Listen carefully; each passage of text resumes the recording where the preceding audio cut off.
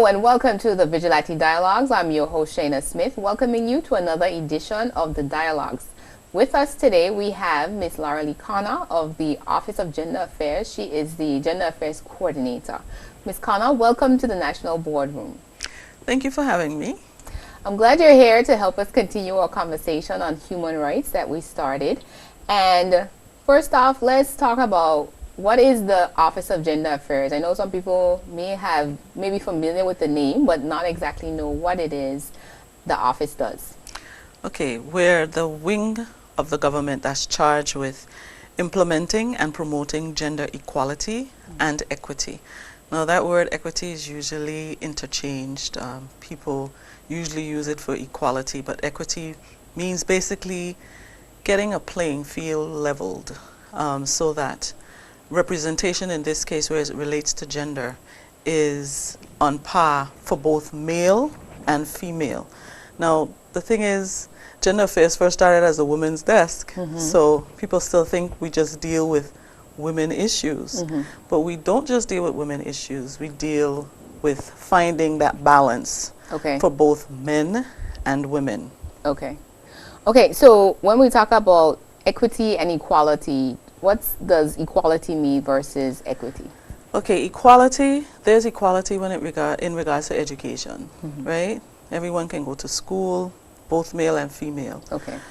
Now, what we're realizing is that more girls are going on to tertiary level education. So we need to then find out what is happening with the males, why they're falling behind, and try to level the playing field, address those issues in essence, so that they too can go on and become graduates, if that's the case, or make a living comparable to that of women who have finished college. Okay, so we're looking now at the different sectors within our society and seeing whether or not it's not just about whether you have access to a particular service or opportunity, but that we have balance that are actually existing. Right, so when you talk about gender, you can't just look at it from one perspective.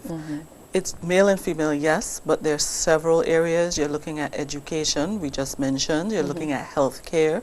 You're looking at legislation. Sometimes our legislation speaks to a certain gender, which shouldn't be, should be gender neutral. And then you look at labor.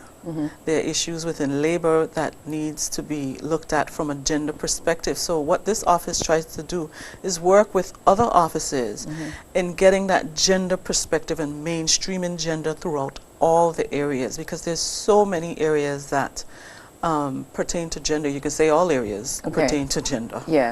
Well, as long as people exist in it. Exactly. And I think we need to make the connection that gender, finding that equality and equity with gender and balancing the gender would help us towards sustaining our own development, our progress as a society.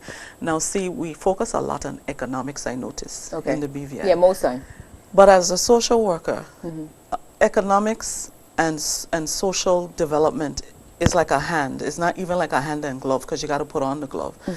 But one is the back and one is the front, because with economical development, you will have social changes. And one sex will get left behind if you're not mindful or cognizant of the fact that you need to consider what the impact of those changes will be on both sexes. Like women are the caregivers, right? So if you're in employment, most women work today, large percentage of women work. What do you do with children after school? The caregivers, they usually find their mothers on their job, and then after 3:30 you see children on the job. Now, what are they to do with these children? This is something that employees, they need to sit down and decide, how are we going to address this issue? Because you can't leave the children out on the street. Do we develop programs as a government, or do we have, even for private entities, do you have daycares that take care of the children afterwards to help out with homework? And that's something that you have to look at, because they are the main caregivers most of the time. So it's like saying when workplaces do policies, they have to look for gender biases where it might be against or for a particular gender. Right. Okay. So that's the type of work basically you guys do on behalf in terms of like from a national perspective, where you look at all the different policies and identify if there's any biases, and advise whether it's the government or the private sector in terms of bringing things into alignment. Right. And most of the times there are issues that pertain to women because women, remember, were not in the workforce at all. For a very long time. For a very, very long time. Yeah. And there are areas that they're breaking through in that needs to be highlighted to bring us to a point or a realization that, hey, things are really changing in our society and we need to get on board, shift our thinking, transform the way we behave so that we can address these changes in a productive way.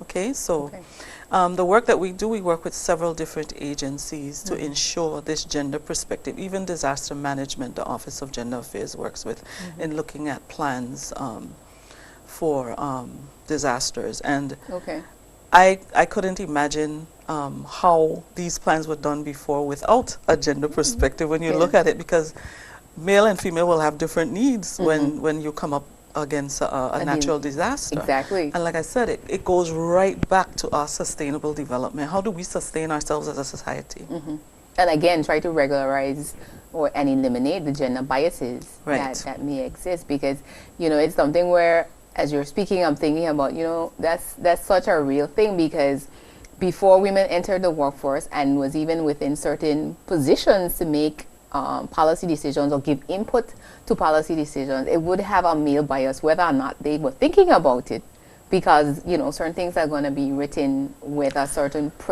personal perspective, so to speak. Not only that, culturally, it's not even in the BVI, but globally, it's a man's world. And most of the times, persons holding those decision-making positions are predominantly male. Now, here in the BVI, we all have the right to run, right, in politics. And we all have that freedom to go and be an elective member of our house, right? However, we need equity, because if we look at our current situation, we will see there are 13 seats, 2 are women.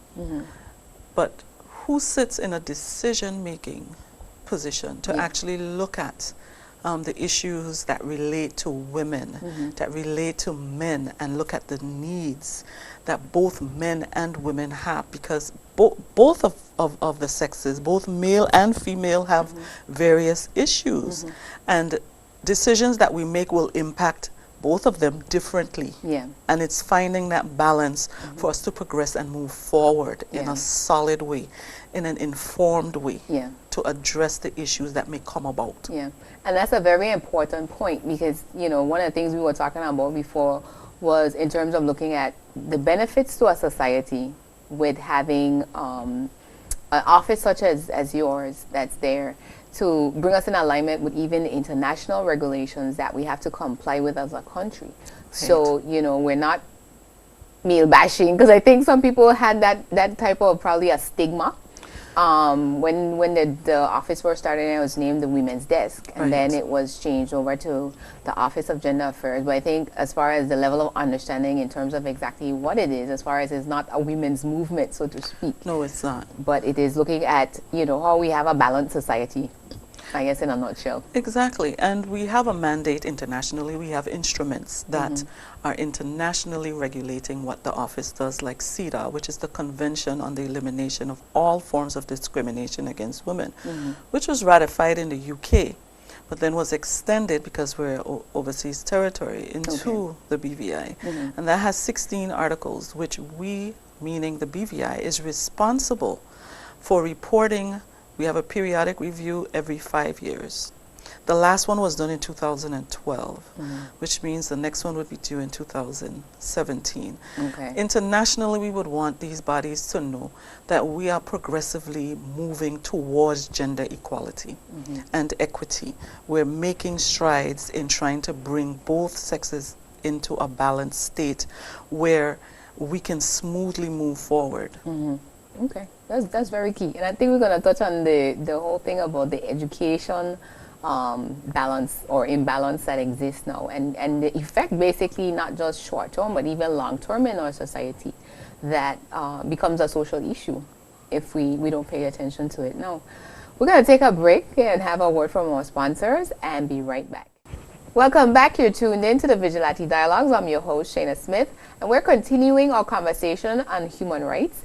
And tonight we're specifically talking about gender affairs. And with me as my guest, I have Ms. Lorolie Connor, the Gender Affairs Coordinator in the Office of Gender Affairs in the Ministry of Health and Social Development. So in our last conversation, we had talked with Sandra Hodge Phillip about the importance of human rights. And we outlined in the Constitutional Order, the Virginia Constitutional Order 2007, we have some fundamental rights and freedoms defined for every person here in the Virgin Islands. How does that affect your work that you do at the Office of Gender Affairs? Well, it affects our work because, like I said, the work done in the Office of Gender Affairs basically is mandated by CEDA. Then there's the Beijing Platform for Action, and then there is the Millennium Development Goals. All of them have segments or sections where you deal specifically with gender issues, gender inequality. Okay. And so the Constitution, which would be made to govern the laws of the land, would then tie into these international instruments. So you have the international instruments, the Constitution, and then the work that we do in the Office of Gender Affairs to meet these mandates. Okay. So our Constitution basically would reflect what is expected from us internationally. Yes. Okay. So you mentioned CEDA. Give us a little bit more information about what CEDA is. CEDA is a convention, like I said earlier, was extended to us from the UK, where it specifically looks at discrimination against women, or the elimination of all forms of discrimination against women. And in so doing, the office basically tries to promote gender equality and equity. Okay. We look at the issues that are outlined in the 16 articles in that instrument, and we try to educate the public through using the CEDA as a guide. Okay. So you would see we will do things like, the office is currently working with the Department of Human Resources on sensitizing the public on the sexual harassment policy. They have a stringent policy for government, and a lot of employees do not know about that. Okay.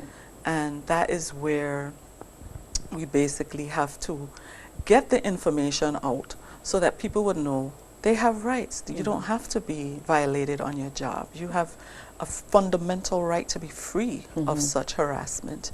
And there are procedures and policies in place that people need to be informed about. So we're working very closely with them. And we're also working with the Labor Department in trying to include it in the Labor Code, because it's currently not in the Labor Code, which is a glitch, so to speak, because it really needs to be in the Labor Code itself. Okay. So we might have some men out there saying, well, why isn't there protocol for discrimination against men? What was the motivation or the objective behind this protocol? That's a very, very good question. And the reason why there's not a protocol for men is because I spoke earlier about it being a man's world. So men dominated in a number of areas where women previously didn't have voices. And now that we realize that women do have voices, we're no longer staying home barefooted and pregnant and just playing the role of the homemaker, but we're actually professionals, we're decision makers, we're judges, we're lawyers, we're astronauts, we're, you name it, we can achieve it now. We have to open the mindset, because culturally it was accepted that it was a man's world. And there's nothing wrong with that if the fundamental rights and needs of women are also being met, because they too are humans and they have their rights. And so it's to find that balance. It's never about women's rule or women's power. It's about women coming on stream and being on par with men. Okay. Yeah, and again, the shift that basically is not going to take, it's not going to take a short time, but it's something that has to progressively come in any society. Yeah, Over it's a time. cultural thing where we have to root out the cultural beliefs, the cultural norms, and transform them into being more gender sensitive, because some of the things, people don't mean to be offensive. Let's look at domestic violence. Now, that offends a lot of us because it's the abuse of another human being. But the human being is majority of the times a female. Not to say there are not men who are abused, because Lord knows they are abused. But the majority of cases are women. Okay. And so we have to root out, because before it was accepted, I remember before the Domestic Violence Act 1996, I think it was okay for a man to hit his wife with anything that was not bigger than his thumb. So it was encouraged, so to speak. Or, yeah, it was allowed. It was something that, hey, she just give me vex, I just slap her. Now that is no longer the case. It's totally unacceptable. And yes, we can make laws, but it has to be across the board, across sectors. We have to approach it from a multidisciplinary approach. So even though, hey, we got this constitution, we have this instrument saying this is what we should be doing, we have to get the society on board. We have to get people to understand that this is the direction we're headed in, and this is why we're headed in this direction. Yeah, actually have it put into practice. Right. Okay. And that's very important, because even I remember in more recent years, we had modifications or amendments to the Domestic Violence Act that also addressed men that experience abuse, as well as now taking into account the internet and, you know, the cyberspace, that all of that can come in as part of a domestic violence situation. Exactly. So that's very key. And but, you know, and it's interesting because, again, this is all about, like you're saying, sensitizing people and giving them the information, because before we wouldn't think about things like if we see more girls going off to college or accessing the tertiary level of education, boys have the same opportunity, but then somehow or the other it's not progressing. If we're not sensitive to something like that, then we become, in a few years time, 10 years time, we're gonna look around and see one boy in a classroom of all females, and, you know, it's gonna basically continue out into the society, as far as into the job market and the marketplace, and, you know, reflect into social and the economic issues that come along with that. We are seeing the ramifications of that right now. At the college, you'll see 1 or 2 boys in a class of, 25. At graduations, you would look at the graduations, the majority of the graduates are females. And even if you look at some of the high-level management positions in the public and private sector, you'll find that most of them are held by women. So we can see that our males are falling off the grid, and I think we should applaud the education ministry for getting that technical vocational school, because clearly they're trying to address that gap through offering something else where they could sustain themselves, where they could maintain their needs as individuals. Yeah, and they find their niche in society, because Exactly. I think it's important to note that at the end of the day, whatever policies or systems or protocols that go in place, it's all about maximizing everybody's potential. Exactly. In some way, shape, or form, to be able to be a productive member of our society. Sustainability. Yes, exactly. Sustainable development. Let's talk some about the National Gender Policy. The National Gender Policy, I mean, that was passed by the House in 2013. Okay. It has 32 policies, 7 different areas of policy intervention or recommended policy intervention. And that takes up a lot of the Office of Gender Affairs time, trying to see to it that that's implemented. Right now we have a total of 11 policies that are implemented. But I'll list the areas for you so that it'll give you an idea of the range that the policy covers. The policy covers legislation. Naturally, legislation would have to be considered in looking at gender equality. And there are 5 policies for that. Then we look at education, There's 6 policies for education. We look at family life, sexual relations, and gender-based violence. Okay. There are 5 policies. Economic activity, unemployment, employment, and labor. That has the most policies with 7 policies, because Okay. that one is particularly important, especially when it comes to gathering information, sex disaggregated information, to know who's coming into the country on what permits, on what jobs they're doing. That way you get track of everyone that's coming in. And these are agencies that we would have to work with to ensure that a gender perspective, you put on that lens and you start looking at things from a different perspective so that you can address those issues through policy. Okay. So we're working closely with the Labor Department in looking at these 7 policies actually being implemented. Okay. Then we look at gender ideologies, religion, media, and culture. The root of change is to address it through culture, because your beliefs and all your thoughts and everything that you value comes as a result of your culture. Yeah. So culture is where it started, and that's what we first have to uproot and start to plant new seeds, where our males can understand that females are there to actually be on par with them, work hand in hand with them. Is not about women trampling on men. It's not a competition. It's not a competition, and we need to understand that. And then we have gender political participation and political decision making with 2 policies. Okay. Again, that looks at us leveling the playing field in politics by having more women run. More women who, you don't just want women running though, you want women who could understand the issues that are facing both male and female, and finding the ways to address those in the house, address those issues. So you want someone who knows the issues of women, you want people out there running who knows the issues of men, that can work together and can see the need to bring these 2 together to go forward. Okay. Social issues, period. Period. Yeah, that's very key. Okay, so those are all the areas? Those are all the areas: legislation, education, family, economic, health, gender, political, the cultural, and all that. So it gives you a whole gamut. So, yeah, again, across the society. Exactly. So what are some of the policy focuses on the health? What are we looking at there? For health, do you realize that more women receive health care than men? Now, the policy is suggesting that we level the playing field again for men to have more access to health care. But they just don't like to go to the doctor. And we have to address that. Just like boys don't like to go to tertiary level education, we came up with a technical vocational school that will offer them at least a way to make a livelihood, right?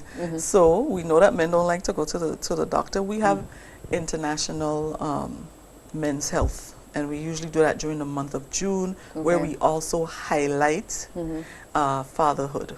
Okay. Because fathers, their role sometimes I think is swept under the rug, and we need to understand this is not about a woman's world. Like I said, it's about working hand in hand, especially when children are concerned. You need both male and female, and the father's role, no one can replace it. Their father is their father, and they need their fathers, and we need to highlight the fact that men are very important to our existence, 1, and 2, they're very important as agents of change. So if we have men that can understand the work that we do and can jump on board and assist us in accomplishing our goals, we'll be uprooting a lot of the cultural barriers. Okay. As far as being spokespersons and leading the charge for the change. Because you can't have women in front of you all the time talking about gender inequality, because it automatically is thought of as a female thing. Yeah. So the more men we can get involved, the better. That's a very key point, because again, if we're talking about gender equity, we should see both male and female voices out there speaking about what needs to happen in this area. Exactly. That's very key. That's very key. If you have just tuned in, you've just joined us in a very interesting conversation. We're talking tonight about human rights and the work that the Office of Gender Affairs does along those lines. And we've been learning tonight, especially about gender equality and equity, because they don't mean the same thing. And that's a very important point, I think, for us to underscore as far as what the outcome is that we're after. when we talk about equality versus equity in our society, and the importance in terms of the benefits of promoting equity so that we have a more balanced society in all the different areas that we have. So that's key. Well, we're going to take a break at this point and get a word from our sponsors and be right back. Welcome back. You're tuned in to the Vigilate Dialogues. I am your host, Shaina Smith. With me today as my guest is Ms. Lorolie Connor, the Gender Affairs Coordinator at the Office of Gender Affairs in the Ministry of Health and Social Development. A very busy woman. We're learning with the amount of work in terms of the mandate that the office has. So it's definitely more than just having annual activities and these different events that we hear being promoted, that it is about a bigger picture, even as far as the international stage of what the expectations are in terms of a human right conscious society, so to speak, I think. That's how I would sum it up. Yes, I agree with you. The office has to go through sensitizing the public in regards to not only what we do, but why we do it. I know a lot of people hear a lot of the activities that we're doing, and they think, well, okay, we just celebrated International Human Rights Day, December 10th, which you were a part of. And you know, a lot of people are probably wondering, why every year they're doing this? I mean, our human rights is vital to our overall life. Underpins our society is what I'm learning now. As far as all legislation, all policy, all regulation, somehow or the other finds its way back to the human rights. Exactly. So Human Rights Day is a big thing, but it's not really known. So the office responsibility is to heighten the awareness, to bring people to understand. Now that's tied in to the 16 days of activism, which starts November 25th, the International Day for the Elimination of Violence Against Women, where that whole story really, it amazed me when I started doing research on why do we even look at International Day for the Elimination of Violence Against Women. And that was because 3 sisters were actually assassinated in the Dominican Republic because they were trying to, again, safeguard the people of the Dominican Republic's human rights. And they were shot down by the current leader, the leader of that country at that time. Oh, wow. And for women, that's why they were killed, because it was like, how could these women come in? Had such a big impact. And they were lawyers, and even though they went to school, wow, it was hard for them to even get their degrees. And when you go further into research and you see the struggle that they had to have women's voices heard, we take these things for granted. Oh, definitely. And we don't understand the struggle that took place for us to enjoy the freedoms and the life that we live, period. Yeah. So we really don't understand. And within that 16-day period, you also have International Disability Day. Okay. AIDS awareness, is it AIDS Day? Yeah, World AIDS Day World on December AIDS 1st. Day, December 1st, right? And December 3rd is the disability one, and then December 10th is the human rights. So you have different observances within that 16-day period, but look at all of them and you will see they all deal with human rights. The disabled, they need access, they need rights, they need job opportunities, they need everything that we need. It's just that they're disabled. And the strangest thing is about disability is anyone can become disabled, and we don't think of it that way. You can be driving and someone hits you in the back and that's it. You know, so we need to have these things in place to safeguard, again, our own sustainability. So it's important for us to understand why we're celebrating the 16 days of activism. Okay. And that's a key thing, because it's so easy for us to marginalize certain sectors of our society without even realizing it, because we tend to have a mainstream, and as soon as you fall out of the mainstream, you're left behind. And again, when policies and laws are made, or things like discrimination now, me not being able to have access to, let's say for example, the government building, if that didn't have any kind of wheelchair accessibility or accessibility for persons with any kind of disability, that's a very important thing that we have to pay attention to. That's my pet peeve, and I don't even like talking about the disability or the disabled in this society. And why I say that is because if you look at the town area, people are getting a gist now that okay, we need We wheelchair need to, access. we have some things that we need to address. Yeah. But they're built without consideration, so to speak. And if you look at some of the tourists, when they come, sidewalk isn't wide enough, or it's bumpy, so they can't really maneuver well. Yeah. exactly. And then you look at buildings like the library, it's up on the 3rd floor.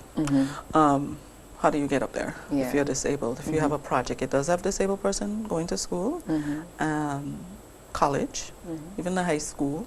Where's the access for the disabled? The college. Where's the access for the disabled? The one bathroom at the college is close to the cafeteria, but that can't accommodate a disabled person. They would have to go to the resource center by the auditorium. And that is just too far. And, you know, little things like that is what I'm so keen to paying attention to, because this is making the lives of these persons so unbearable sometimes. Yeah, they're a bit marginalized. And Exactly. if we're not basically looking outside that mainstream edge, you know, we'd be surprised the majority of some people that tends to fall behind there. So that's like saying now the building code needs to be looked at for gender.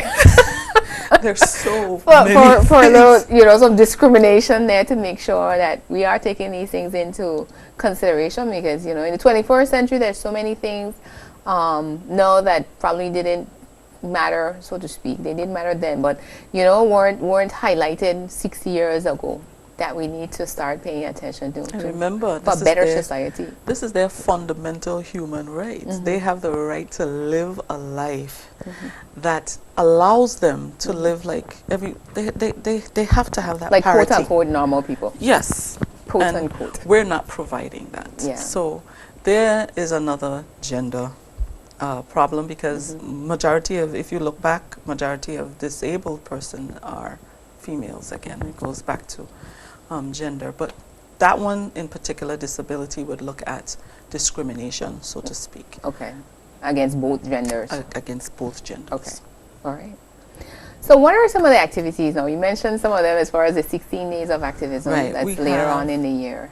We have International Women's Day, that's in March 8th. Okay. But we usually team up with groups like Zonta and Family Support Network.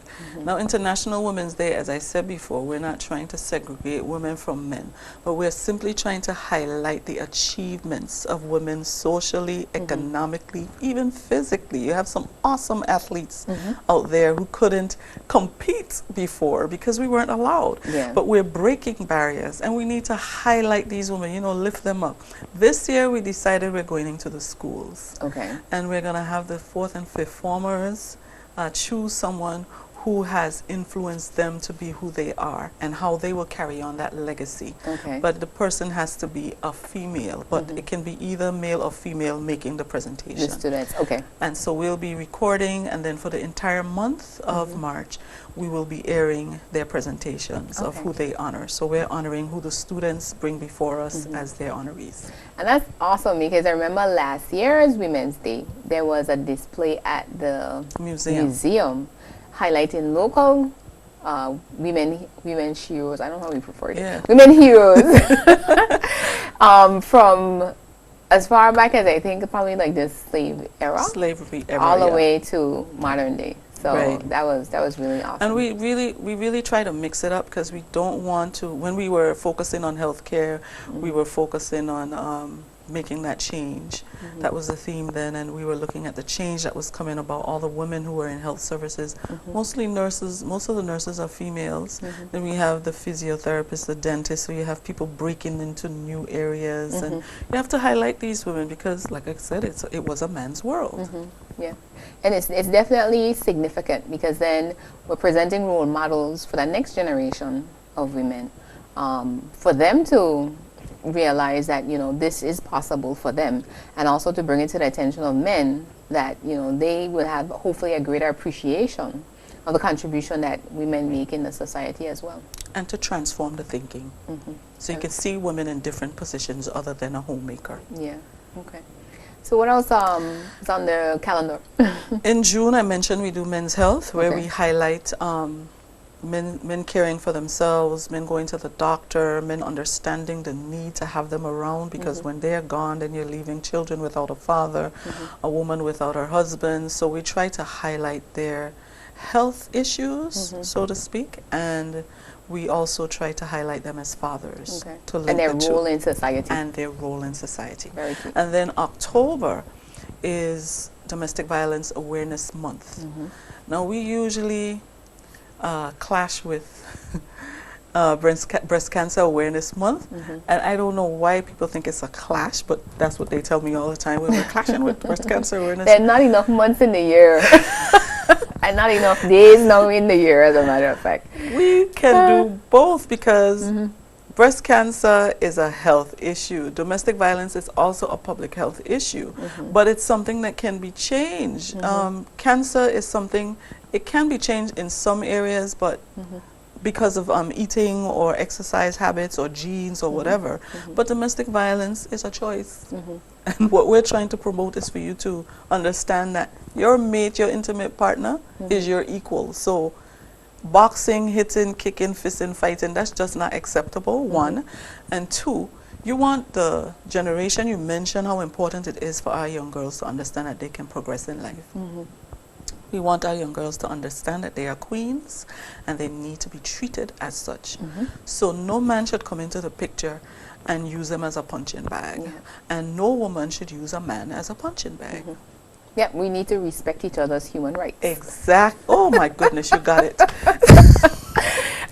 was the one of the key things that I think I walked away with from the last program, because it was really like, we all need to learn how to respect each other's rights, because just like how I want to be treated, I should be willing to extend The golden rule. the same treatment to somebody else. Treat others as you would want to be treated. Exactly. Okay? Exactly. And if So- you have a daughter, you don't want nobody fisting your daughter.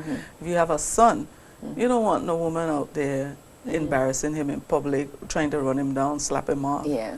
You don't want for yourself. There was a video of a lady, I think she caught her boyfriend with another woman. She jumped up on the car and broke out the windshield or something like that. But yeah, it's still a problem. It's It is still a problem. Because Still a that's not problem. respect for the other person. No. If somebody wants to move on, see ya. Yeah. You know, I'm saying that and people think, well, oh, no, she wouldn't do that. She would go up. Yeah. No, you just leave it alone. You can't do anything about it. They've made a choice. Yeah, better than getting arrested for public violence. you know. Exactly. And one of the things that we started doing last year, but Lord, it was a task, was going into the school and speaking about gender issues. That was amazing, because we spoke to like the kindergarten students. Okay. And, you know, we would ask them, well, can a man be a hairdresser? No, he an anti-man. They done hearing this. Yeah, in the They environment. Yeah. Exactly. And that is how their values are being implemented. Shaped. No, exactly. And I'm saying to myself, oh my Lord goodness. have mercy. You know? What? We see now that this starts from a very early age. It's learned behavior. And so we have to start, I think we'll begin to see changes about 10 to 15 years down the line. But right now, it's like there's a friction. There's sort of a battle going on because we have the old school wanting to say that's the way it is and that's the way it should stay. Yeah. And then you have persons who know about these international instruments who are governing our laws and our interactions, and we're saying, well, no, we can't do that, you know. And so you have this friction going on. Yeah. Why do women have to be in politics? They don't need to have their voices heard, but they make up more than half of the population, so of course they need to hear, their voices need to be heard in the House and other places. Yeah. So, you know, there's this friction going on and a battle. And I think we will really begin to see difference about 10 to 15 years down the line. Yeah. Yeah, it's going to take a rollover on the generation. And the importance of understanding the status quo is going to resist change, but it is something that really is necessary, again, like we're saying, for the sustainable development for the country. If we don't get it together, we'll be a rich, reckless country. When we do get back on par, we will be a country that is just not where we want it to be from a cultural and social perspective. Economically, we might have it, but they go hand in hand. With economics comes social development. You have to look at them hand in hand. We'll be poor rich. Yes, we'll be very poor rich. Okay. Major achievements for the office is the Partnership for Peace program, which we run. It's a 16-week violence intervention psychoeducational program that deals specifically with men who have been brought before the court on charges for abuse. We work with the perpetrator, so to speak. Okay. And then there's an after support program that allows these men to meet and then come up with a project where they can do some community intervention. Okay. Most of the time they want to work with young people so that the young people wouldn't end up where they are, which I think is very admirable. We also have this program in the prison. Okay. And the men up there seem to be very willing to start their after support. Well, they have the after support program in the prison, but they want to start their project to touch the lives of younger persons so that they wouldn't come into prison on violent charges or deal with any type of violence, but learn to control their behavior and be accountable for their behavior. Yeah. So very proud of the Partnership for Peace program. We're in our 11th cycle. We're supposed to be starting one this year. Also, we are, as I said, working with these different agencies in regards to development and implementation of policies to meet the mandates of the National Gender Policy. We have a national domestic violence protocol with stakeholders that we train. We go out, we train police officers, health officials, social workers, and the judiciary. And I love working and getting in there and understanding where people's mindsets are and then addressing those issues in the training. The protocol basically looks at standardizing the service for victims of domestic violence. So it doesn't matter if you're male or female, you should receive the same treatment. Out of this, what we would like to see happen is for each agency to develop their internal policy. So far, police has been on the ball with that, but then it's getting the information trickled from the top to the bottom and seeing a mindset and a change. The shift in the whole execution of dealing with victims of domestic violence. So we would need health services to do that, as well as social services to come up with their own internal policies on how domestic violence cases are dealt with. Okay, and that's again both genders. Yes, both genders. Okay. Very, very important we mentioned that. Yes, it is. Someone may have just tuned in, and I am your host, Shaina Smith, and you tune in to the dialogue, and we're having that change in conversation that we like to see about human rights and gender equity and equality in our society. And understanding that it's very fundamental, you know, in terms of moving forward as a country, not just having a, I guess the mainstream has always been about economic development, but we have to think about socio-economic development. That's the word right there. And what drives that, basically. Yes. You know, and it's things like gender equity, gender equality, and us understanding as the citizens of the country. Because I think that's sometimes where things fall off. Yeah. Because if we have just government, so to speak, whether it's or political leaders or persons in the public service that has this information, but then the wider population isn't aware and understands it, then it's very hard for you to bring about those outcomes that you're doing all this hard work for. So I just want to congratulate you guys at this juncture for putting up a brave fight, because this is a big task. It is but huge. I think we're already starting to see, and movements into the schools is especially important, because again we have to catch them early, to shake those stigmas, because those are the ones that you're really battling against. The stigmas that we have in our society still, that, you know, women can only do certain jobs or men can only do certain jobs, and, you know, there's limitations on you because of your gender. Exactly, and that shouldn't be the case. Also, I think a piece of work that we're doing right now that's extremely important is we're working on a sexual offenses legislation. We would like to get that into the Ministry of Health and Education, which we fall under. We're working on that because right now the criminal code covers any case that goes before the courts on sexual offenses. But cases like incest and rape. Now, rape we know is a penetration of a penis, a vagina, but there should be an extended definition of rape. What if it's a bottle or an object or anything else? Isn't that just as bad? as the And seen penetration. as a It's penetration. violation. Yeah, it is a huge violation. Yeah. But we are looking at how we see things going right now, especially as it relates to like the internet and Okay. putting someone on blast, Mm-hmm. naked pictures, nudity, even sex with a corpse. We're looking at Mm-hmm. all these things because they are sexual violations. Yeah. And there needs to be a Sexual Offences Act. And I have to say I really do have some real good support from not only the ministry but from social development. Miss Sherry Griffin is working hard with us, Stacy Stout James. Then we have Miss Kat Adams at the police headquarters, Mr. Mason, Carl Mason. Then we have David Foote also working with us. So we have a bunch of people coming together to try and get this sexual offenses. The DPP's office, he's always, I have to give him kudos, he's always very receptive to trying to help us get things off the ground. I mean, he helped us with the domestic violence protocol, rewriting that, getting it signed off in 2013. And he's always eager to assist us because he understands the plight and the mindset that needs to change, where we should be and where we are. Yeah, because he's seen the end result. Yes. That needs to be addressed, not just in the court system, but actually before it gets to that point. Exactly. So I love working with people who can see the vision, who can see what it is we're doing. We're not sitting in there twiddling our thumbs. And besides Planning all the of next this, event. no, I wish.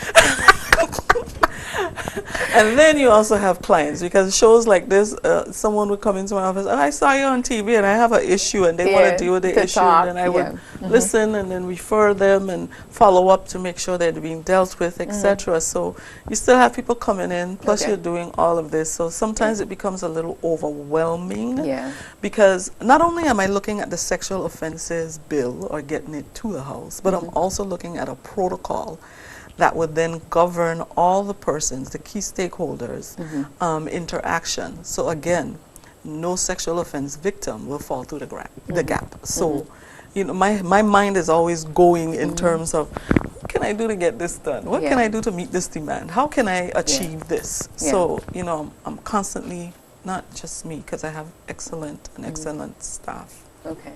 So while we're on this, because then obviously you need help. If we have a young person that, you know, this sounds interesting to them, what would be their career path through in terms of their education or eventually a career? What would that be for them? I'm glad you asked that question, because we usually participate at the school fairs and everyone wants to know, what do we have to do this? This sounds exciting, so y'all don't be bored. Yeah. I'm like, no, we're never bored. Lots You're of always work. working with, you're always dealing with something. So what I would suggest is you look for courses that have a gender perspective, gender and equality, gender and equity, something with gender, but it would also be excellent if you can get a sociological background, something with sociology, where you can study how society operates, how people form opinions, understand each other. Human behavior. Exactly. So this would be like a social work degree, and then you can specialize around gender issues and the specific areas, because I'm sure there are specialist areas, so to speak, especially at the master's level as it relates to this. Yeah.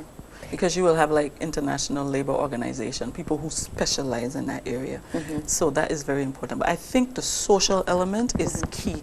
I am a social worker trained. That's my first degree. And my second degree is in international child welfare. And I'm glad I got that international perspective, because now I can understand the connection between why we do what we do and why we have to do what we do, who we're answerable to, who are we looking out for. And it usually boils down to the citizens, but the citizens themselves don't understand sometimes why you have to make certain changes and certain shifts in opinions, behaviors. They sometimes do not understand. So it's our job to sensitize and help you grip reality. Bring that awareness. Okay, we're moving this way now. And it's so key, because we're not isolated in no way, shape, or form anymore. No. So we live in a global village. So it's very key that we, even if we don't have certain things that may be what we may think are major cases, the fact that it even just exists on planet Earth means that it's something that we need to pay attention to, because it could show up on our doorsteps very easily on our plane or our boat at any given time. Exactly. So that's one of the things I think, especially from my program perspective, wanting persons to understand that it's important for us to be vigilant about what's going on around us, and not just within our borders, but even beyond that, so that we have a level of understanding that raises our quality of life here as a society. Exactly. Sustainable development. At the end of the day, we have to connect what we're doing with the overall sustainable development of our country. And it's so important that we do that. And that's why I have to give you kudos, because from the time you came to that Human Rights Day March, you were like, oh, we got to do something. I didn't realize this. And you started working towards that end, and then you had Miss Sandra Phillips your last show, and then me, and then you're having persons to follow up, because we did a legislative review for CEDAW in 2011, and the consultants who did that would be coming on the show to also talk about that, so that we could expand the conversation, because this is a conversation that we don't need to have when we're doing activities. We need to be having these conversations on a regular basis. Ongoing, very, very important, because even, we could extend this, and we wanted to start getting into the different areas and say, okay, let's look at education. What are some of the issues we're seeing? And if not addressed, what do we see as a possible outcome? So it's something where we have to be proactive rather than reacting to situations. And that's what we're doing. We're reacting, and we don't need to react. Yeah. And see, this is a thing for me, because I didn't even know what I was jumping into, but it piqued my interest so much in terms of understanding, well, really and truly, what is human rights? Apart from, it's a section in the Constitution. Currently, the government is working on setting up the Human Rights Commission. Which is needed. So they will look at when there's violations, or even looking at the effectiveness of policies when they do go into play, and be one of those, I guess, independent reviewers of what is happening within the society, and reporting back in terms of, are we where we need to be, and are we progressing towards that, or is there areas where we need more support? So, it's something where, this is important. This is something that the average person needs to know. It's not just for, for you in the Office of Gender Affairs, but not at all. For the kindergartners straight up to college.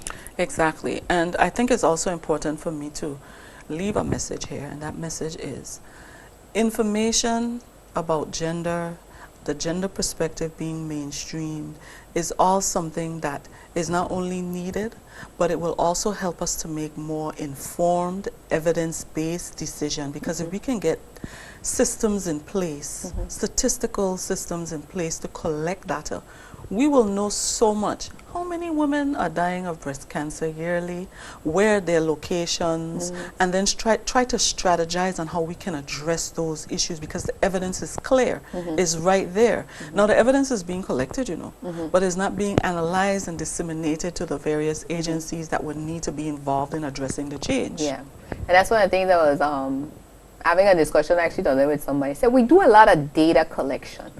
Information now is different. Information means I take the data and I make it into something useful. It's analyzed. So I'm able to make informed decisions based on analysis of it. And imagine if we have that kind of information across the board for labor, for even the judiciary. How many of our young people are being locked up on what charges? What areas are they from? We'll be able to pinpoint exactly where the problem is. And then we can strategize on how do we effectively tackle this particular problem. Find a root. Because we really can't solve problems, again, just based on what we're seeing that are actually symptoms of something that is further upstream, that we need to climb up and figure out, what's the source of some of our social ills, what are some of the things, because even when we talk about, and we could have a whole nother show on this, we have to wrap up now, but the whole thing about highlighting the role of fathers in our society and the importance of men understanding who they are to be in a society, and not becoming marginalized because women are now being more progressive and seemingly taking over, but that we are becoming partners in the development of our society, and we need to do that. So it's very important, the work that you guys are doing at so many levels. So many levels. Well, Ms. Connor, it's been a pleasure having this conversation with you, and we will definitely continue this conversation at another time because I think there's so many other little, as it were, side roads we could turn off on A lot of them. to bring, bring up that awareness in terms of the work that has to happen, in our society and on a wider whole, what's happening on the world stage. Yeah. So, what are your parting words? My parting words would be for persons to understand the work that gender affairs does is not for women. It's to find the balance for men and women to be as productive as they can be, to be citizens that are producing and living the best life they could live, the best opportunities that are out there. That's what gender affairs is about, both men and women. Okay. Well, again, thank you for all the hard work that you're doing there on behalf of our society, in terms of the betterment for it. And, I'm definitely seeing the benefits as far as the awareness, and I hope programs like this continue to increase that awareness for persons that they were like, oh, I didn't know that. And we'll continue to move the ball down the field, so to speak. Thank you. All right. You've been tuned into the Vigilate Dialogues. I'm your host, Shaina Smith, saying let us continue the change in conversation for a better Virgin Islands.